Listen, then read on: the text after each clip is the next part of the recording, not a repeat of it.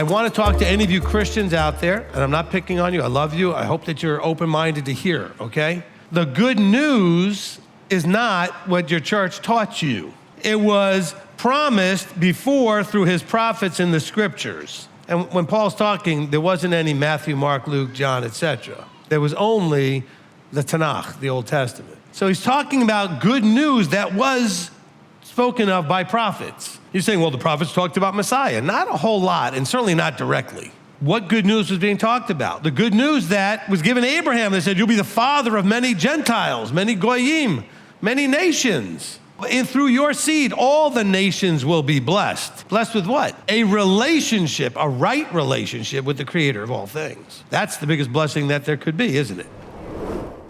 So the role of the apostle is what? It's one sent out with a message. Sent out. What's the message? Belief, obedience.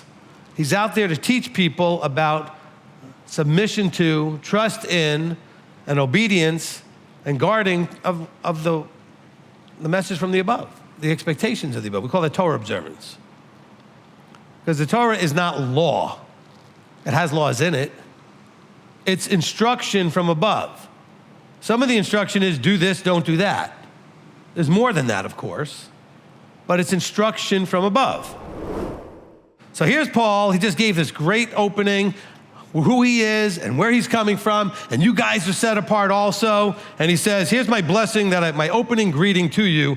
He's going to say, all right, he's going to say, to all of you in Rome, unmerited favor to you. Unmerited favor to you? No, may you merit his favor. See, unless you were Jewish or knew some Jews on a real close basis, you wouldn't know that there's a very common use of that phrase in Judaism. Not even in Judaism, but in the Jewish culture. They say things like, may you merit his favor.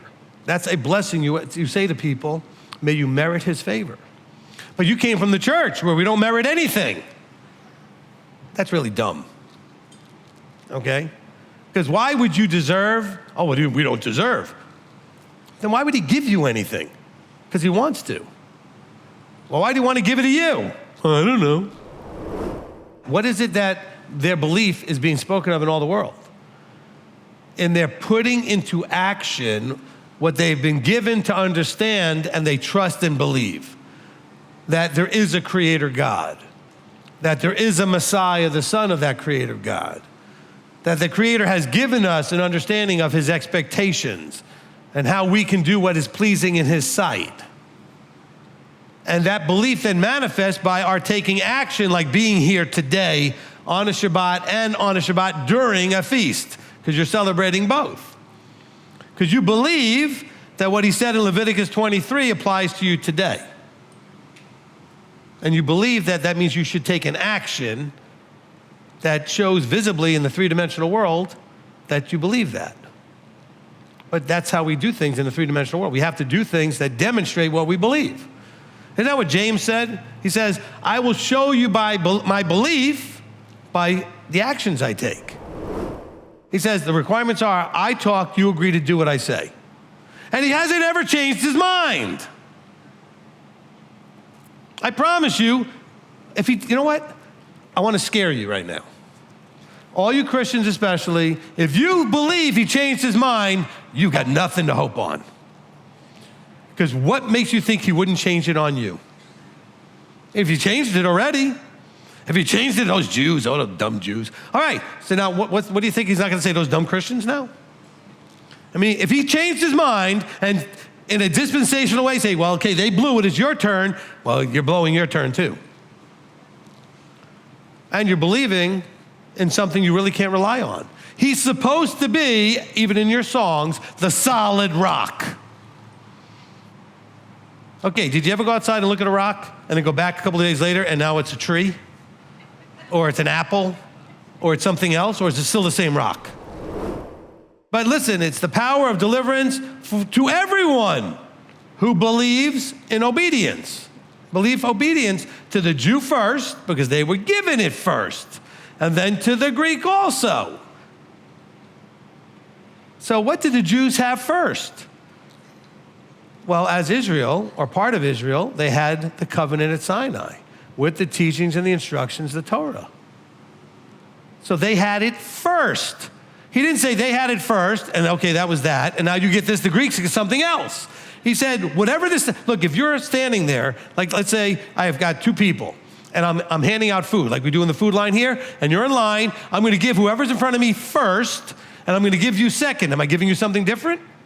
No, I'm giving you the same thing I gave the first person. You're in the same line, getting the same thing.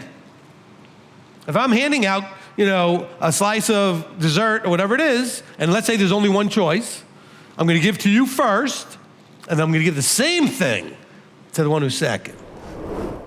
I don't care what you Christians were told. Torah is not evil and hard and blah, blah, blah. It is good. He says it's good, not me.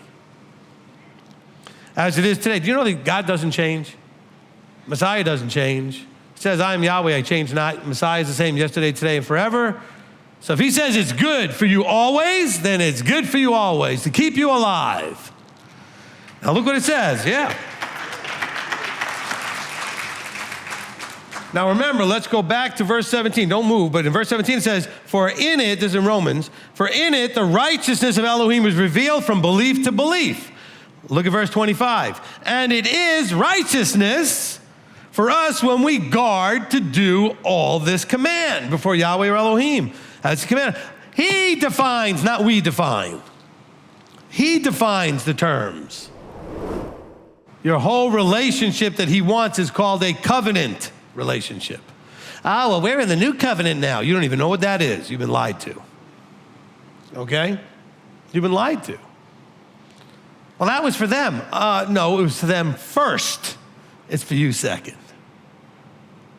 It wasn't for them and not for you. Paul didn't say that. He didn't say, I am not ashamed of the good news of Messiah, for it is the power of Elohim for deliverance to everyone who believes, to the Jew first, and you get something different. No. The Jew first, and then you. You get the same thing, you just get it second, because they already have it. And so he's opening up the door now that you can have it. But it's not something different. The good news is that you can have what they were given first. That's the good news. Which, by the way, neither side was excited about. And still isn't. Okay? Neither side is excited about this idea of you keeping commandments. What does James call it? The Torah of freedom. All right? The Torah of freedom. Oh no, we know it's this terrible, burdensome thing. That's what my pastor told me. Well, your pastor does Sunday, Christmas, Easter, and eats pork. What does he know? Okay? How can he be qualified to be a pastor if he doesn't even know that stuff? At least the Saturday stuff.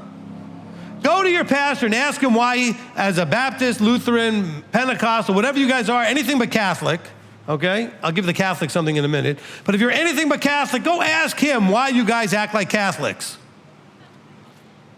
Because the Catholics gave you Sunday. The scripture doesn't give you Sunday. The Catholics gave you Sunday. Now, for all you Catholics, go ask them why they moved from Saturday to Sunday. Because they'll admit they did it. They did it because they didn't want to deal with this battle between Jew and Gentile. So we're going to do something different than the Jews. We're going to make some nonsense up that we're worshiping on the Lord's day. But he's Lord of the Sabbath. So that's not Sunday. So you're not worshiping on the Lord's day. You're worshiping on all the pagan gods' day, sun worship. You don't get 3 days and 3 nights from Friday night to Sunday morning. Oh, but when they showed up, the angel, he said, you're a little late, he's already gone. He didn't say you missed him by 5 minutes. He didn't sit there going, oh man, you just missed him. Oh, if you had just hurried up a little quicker. And they didn't start kicking each other. I told you to get dressed faster. Some of you spouses know what I'm talking about. Made us late. He was already gone. The angels are sitting there waiting for them to finally show up because he left and was gone in the afternoon the day before. Because he died on a Wednesday afternoon. And Thursday was the holy day they had to take him down for. And Friday was the preparation day, so nobody showed up. And the third day, Saturday, was the Sabbath, so nobody showed up. And he died at 3 in the afternoon, and he resurrected, I promise you, at 3 in the afternoon. All right?